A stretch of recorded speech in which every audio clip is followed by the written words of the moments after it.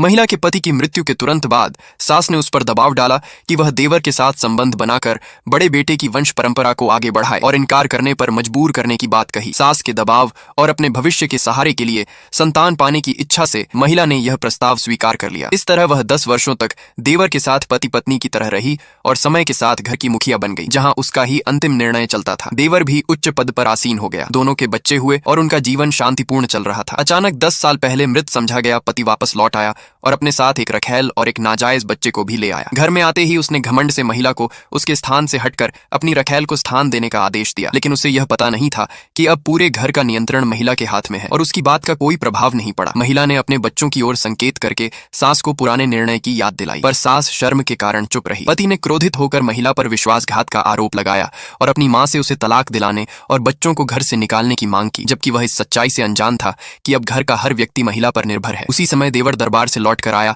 और सबसे पहले महिला को प्रणाम किया, फिर बड़े भाई की ओर देखा। बड़े भाई के लौटने के बावजूद देवर का ध्यान केवल महिला पर था, जिसे बड़ा भाई समझ नहीं पाया। स्थिति तब और तनावपूर्ण हो गई जब बच्चों के बारे में सवाल उठाया गया, जिस पर देवर ने बड़े भाई का हाथ पकड़कर उसे रोक दिया और स्पष्ट कर दिया कि बच्चों को कहीं नहीं भेजा जाएगा। देवर ने सास को सच्चाई बताने के लिए कहा, लेकिन उसने डर के कारण चुप्पी साध ली। इसके बाद देवर ने बड़े भाई और उसकी रखैल को घर के सबसे दूर पश्चिमी हिस्से में भेजने का आदेश दिया। अगले दिन सास ने बड़े बेटे को पुश्तैनी मान्यता देने की कोशिश की, लेकिन देवर ने उसे रोकते हुए बताया कि अतीत में वह भ्रष्टाचार करके भाग गया था और उसकी मृत्यु मानकर मामला बंद कर दिया गया था, जिसे दोबारा खोलने पर पूरे परिवार को दंड मिल सकता है। यह सुनकर सास डर गई और उसने उसे स्वीकार करने से इनकार कर दिया। बड़ा भाई इस सच्चाई से अनजान रहा और रात में मुख्य कक्ष की ओर गया, जहां उसे पता चला कि वहां उसकी पत्नी रहती है। वह क्रोधित हो उठा और उसे हटाने का प्रयास करने लगा, लेकिन कमरे से आती आवाजों ने उसे और